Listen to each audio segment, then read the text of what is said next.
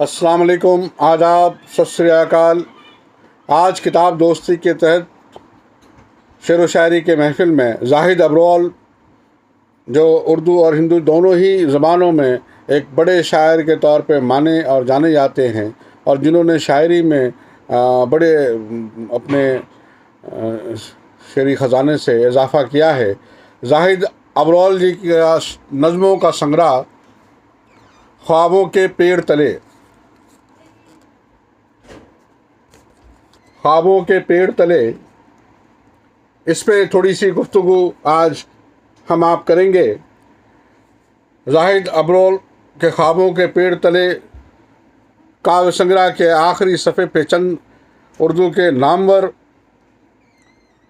अदीब के कुछ कलमात दर्ज हैं, मैं उसे पढ़ के आपको सुनाऊं। जाहिद अब्रोल के संग्रह दरिया दरिया साहिल साहिल का जो सफ़ा खोला, मुझे कोई अच्छा शेर ज़रूर नज़र आया। गज़ल शख्स जान ही नहीं, बड़ी कातिल सिन्फ विधा है। ये 1 मिनट में अजनबी और अपने को भरम खोल देती है। जाहिद अब्रोल की ज़बान में ताजगी है, मिसरा रवां है, मजबून भी वो खूब ढूंढते हैं और बड़ी खूबी से उन्हें नज़्म करते हैं। खुद उनकी शायरी और जहन की तेज़ी को और तरक्की दे, खुदा उनकी शायरी और जहन की तेज़ी को और तरक्की दे। शम्सुर रहमान फारूकी, इलाहाबाद। जाहिद अब्रोल की नज़में पढ़ते हुए दिल को किसी कदर तसल्ली हुई कि हिंद और पाक के इस भूभाग में कुछ नज़्मगोश शायर मुझ जैसे भी हैं, या शायद मैं उन जैसा हूँ कि मुझे उनके हाथ मिलाने में कोई दिक्कत महसूस नहीं हुई। इन नज़मों में एक तरफ तो यहाँ अनुभव और इंसानी रिश्तों की संभावनाओं के सिलसिलों को देखने और परखने के लिए एक मासूम दृष्टिकोण विद्यमान है, वहाँ कुछ ऐसी वास्तविक विशेषताएँ भी हैं जो जज्बात से कुछ आगे बढ़कर उनको बुद्धि और विवेक की नज़र से देखती हैं।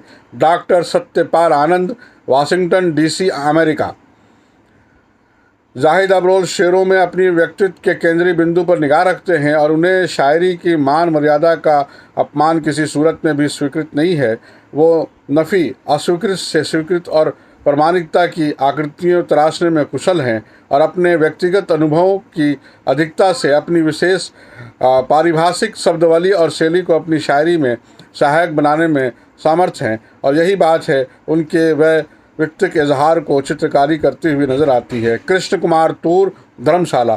कृष्ण कुमार तूर साहब भी उर्दू अदब के एक बड़े कलमकार हैं, और मैं आपको ख़बर के लिए ये बता दूं, आपके मालूमात के लिए, कि सरसब्ज़ जैसा रिसाला वो बरसों से निकाला करते हैं। ख्वाबों के पेड़ तले। ख्वाबों के पेड़ तले नज़्म संग्रह जाहिद अब्रोल ने अपनी बेटियों के नाम किया है। अपनी बेटियों नेहा और राबिया, बेटे अनीस, दामाद वरुण और न्यासी निष्का के नाम। अपनी बेटियों नेहा और राबिया, बेटे अनीस, दामाद वरुण और नवासी निष्का के नाम। नज़्म जाहिद अब्रोल साहब ने जो इस पे अपनी बात कही है, मैं उसे पढ़ता हूँ, आप सुने। नज़्म विषय और संवेदना का दृश्यकान। जाहिद अब्रोल। हर पैदाइशी शायर की शायरी का आरंभ नज़्म से होता है। ये और बात है कि गज़ल के सफल शायर अपने आरंभिक दौर में कही हुई नज़मों को छुपा छुपा कर रखते हैं। शायरी की बेहतरीन विधा में मैं गीत को मानता हूँ, जो गज़ल की तुलना में नज़्म से अधिक निकट है। मैंने भी अपने शायराना सफ़र का आरंभ नज़्म से किया था और गज़ल कहनी तब शुरू की जब गज़ल कहने का अंदाज़ मेरी पकड़ में आया। नज़्म हो या गज़ल या शायरी की और विधाएँ, शायर को वज़न और बहर का ज्ञान होना अनिवार्य है। गज़ल में पाबंदियाँ अधिक हैं, नज़्म में कम है। गज़ल और नज़्म दो ऐसी सगी बहनें हैं जो अलग अलग प्रदेशों में ब्याह दी गई, लेकिन उनका मायका एक ही है, और वो है एहसास, संवेदना। गज़ल शायर का पल दो पल का लेकिन स्थायी एहसास है, और नज़्म एक निरंतर और विस्तृत एहसास का तर्जुमानी करती है। हर नज़्म के पसे मंज़र दृश्य के पीछे से सामने आने की कोशिश करता हुआ एक विषय होता है, जिसके साथ इंसाफ करना शायर का प्रथम कर्तव्य होता है। नज़्म का लंबा या संक्षिप्त होना उस विषय के विस्तार पर निर्भर है। नज़्म एहसास की तर्जुमानी के साथ साथ उसका दृश्यकान भी है। आपके अंदर एक एहसास है, विषय है, एक दृश्य है। जब आप उस पर एक कहानी भी लिख सकते हैं, उपन्यास भी, एकांकी भी लिख सकते हैं और संपूर्ण नाटक भी, एक छोटी सी पेंटिंग भी बना सकते हैं और बड़ा कैनवास लेकर बड़ी तस्वीर भी बना सकते हैं। नज़्म का संक्षिप्त होना उसकी खूबी नहीं है, एक आसान रास्ता है शायर के लिए भी और पाठक के लिए भी। नज़्म में अगर संपूर्ण दृश्यांकन है तो इसका विस्तार पाठक को उस दृश्य तक पहुंचाकर ही दम लेता है। उर्दू साहित्य में बहुत सी नज़में इस बात को प्रमाणित करती हैं, वो मीर अनीस के मरसिया शोक कविताएं हों या इकबाल का शिकवा और जवाब शिकवा। हाँ, लंबी नज़में शायर के विषय पर पकड़, उसके शायराना हुनर और उसके वर्णन शक्ति का सख्त इम्तिहान लेती हैं। वैसे भी गज़ल का हर शेर एक संक्षिप्त नज़्म होता है। 2 सत्रों के एक शेर में पाठक को एक विषय, संवेदना और उसके बयान मिल जाता है, लेकिन वो जादूगरी टिकाऊ नहीं होती। इसी कारण मुशायरों में गज़ल और किताबों में नज़में छाई रहती हैं। ये बात शायरों को तय करनी है कि वो पाठकों या श्रोताओं को दिल मोहने और उनके हृदय में स्थान बनाते हुए उन्हें आसानी देने के लिए शायरी करते हैं या अपने अंदर पैदा हुए संवेदनाओं और अनुभूतियों को अनुदित करना उन्हें अधिक प्रिय और मुख्य है। एक और बात, मेरी नज़में पढ़कर लगता है कि ये मेरी आत्मकथा है। किसी भी नज़्म को मैं से आरंभ करना, स्वघटित की शक्ल में बयान करना नज़्म की खूबसूरती बढ़ाने का तकाजा भी हो सकता है, क्योंकि इस क्रिया में पाठक सीधा शायर से जुड़ता है। उसे लगता है कि वो शायर से सीधा वार्तालाप कर रहा है। शायर और पाठक के बीच कोई तीसरा नहीं है। नज़मों का ये संग्रह तैयार करते वक्त मैं कुछ नज़मों को जो मैंने 20-25 बरस की उम्र में लिखी थी, इस संग्रह से अलग नहीं रख पाया। ये मेरी शायरी के आरंभिक दौर की नज़में थीं जो हमेशा मुझे यकीन दिलाती रही कि मैं एक अच्छा शायर बन सकता हूँ।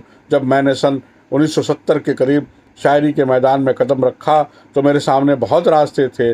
कदीम क्लासिकल शायरी, प्रगतिवादी आंदोलन, जदीद नई आधुनिक शायरी और शायरी की हर नाकाबंदी तोड़ते हुए आज़ाद नज़्म या आज़ाद गज़ल। मुझे शायरी के ये सब प्रवृत्तियाँ अपनी तरह खींच रही थी और ये सभी प्रवृत्तियाँ मुझे पसंद भी थीं। मैंने सबसे पहले प्रगतिशील प्रवृत्ति और आज़ाद शायरी से खुद को अलग किया, फिर कदीम और आधुनिक शायरी के बीच का रास्ता इख्तियार किया। शायर के अंदरून को जितना नज़में प्रकट करती हैं उतना उसकी गज़लें नहीं कर पाती। इस संग्रह द्वारा मेरा अंदरून बहुत ही ज़ाहिर और बेपर्दा हो गया है। आखिर में मैं उर्दू नज़्म के बहुत बड़े हस्ताक्षर और अंग्रेज़ी के प्रोफेसर डॉक्टर सत्यपाल आनंद का तहे दिल से शुक्रिया अदा करता हूँ, जिन्होंने नासाज तबीयत के बावजूद मेरे इस संग्रह की भूमिका लिखी। मैं सुप्रसिद्ध शायर और लेखक जनाब राशिद जमाल फारूकी का भी बेहद आभारी हूँ, जिन्होंने मेरी नज़मों पर इतना खूबसूरत लेख लिखा।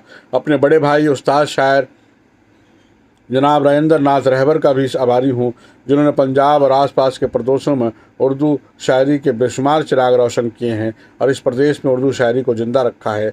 मैं अपनी बात अपनी ताज़ा गज़ल के एक शेर के साथ ख़त्म करता हूँ। कभी भी रुकता नहीं है ये इल्म का दरिया, किसी किताब को मत आखिरी किताब कहो। उर्दू से अनुदित, जाहिद अबरोल, ऊना, हिमाचल प्रदेश।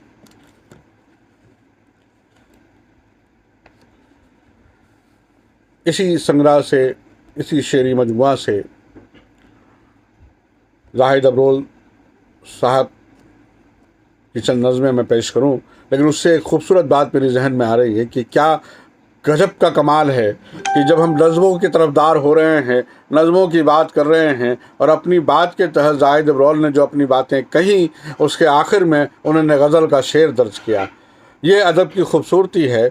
और देखिए, ऐसा बिल्कुल लाजमी तौर पे ये कहा जा सकता है कि उर्दू शायरी ने गज़ल के हवाले से एक मशहूर होने वाली जो बात है वो दुरुस्त है, लेकिन तमाम सिर्फ व सकन शायरी के हवाले से अहम है, इसमें कोई दो राय जैसी बात बिल्कुल नहीं है। आइए जाहिद अबरोल की एक नज़्म आपके समातों के नज़्र, माँ यशोदा। हाथ में लेकर छड़ी कब से खड़ी है माँ यशोदा, सोच में डूबा हुआ कृष्ण अब के किस तरह माँ को दिखा पाएगा वो ब्रह्मांड अपनी सोच का। हाथ में लेकर छड़ी कब से खड़ी है माँ यशोदा, सोच में डूबा हुआ है कृष्ण, अब के किस तरह माँ को दिखा पाएगा वो ब्रह्मांड अपनी सोच का। याद है पिछला जन्म उसको कि जब खोला था मुंह उसने यशोदा को दिखाने के लिए, और मिट्टी की जगह माँ को नजर आए थे उसमें 3 लोग। उस जन्म में तो वो सारा दिन नगर की विष भरी सड़कों पे आवारा सफ़र है। दिन चढ़े घर से निकलकर फाँकता है धूल और पीता है तलखा हयात। रात को जब लौटता है घर वो दुनिया भर का ठुकराया हुआ तो सोचता है, अब के खुलवाया जो माँ ने मुँह तो कह दूंगा उसे। ज़िंदगी के इस महाभारत में उसका कृष्ण कब का खो चुका है। अब वो जीता जागता एक बुत है जो अंदर से खाली हो चुका है। फाँकता है धूल और पीता है तलखाब हयात। रात को जब लौटता है घर वो दुनिया भर के ठुकराया हुआ तो सोचता है, अब के खुलवाया जो माँ ने मुँह तो कह दूंगा उसे। ज़िंदगी के इस महाभारत में उसका कृष्ण कब का खो चुका है। अब वो जीता जागता एक बुत है जो अंदर से खाली हो चुका है, जो अंदर से खाली हो चुका है। एक मुख्तसर नज़्म है तमाशाई। दर्द का गहरा समंदर और मैं डूबता ही जा रहा हूँ लम्हा लम्हा पे बपे। सर तलक पानी चला आया है लहराता हुआ, और साहिल पर खड़े लोग हैं ये कह रहे हैं पानी तो मुश्किल से टखनों तक ही पहुँचा है अभी। पानी तो मुश्किल से टखनों तक ही पहुँचा है अभी।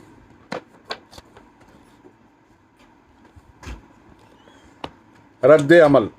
शाम एक सोख दुल्हन की हो तमन्ना जैसे, दूर पंछी कहीं गाते हैं सुहाना कोई गीत। झूमता गाता मैं आता हूँ तेरे गांव की ओर, तेरे घर में है मचा कैसा ये सहनाई का शोर। अजनबी हार गया जीत गई गांव की रीत, शाम एक विधवा वियोगन का हो शिकवा जैसे। शाम एक विधवा वियोगन का हो शिकवा जैसे। आज की महफिल में बस इतना सा।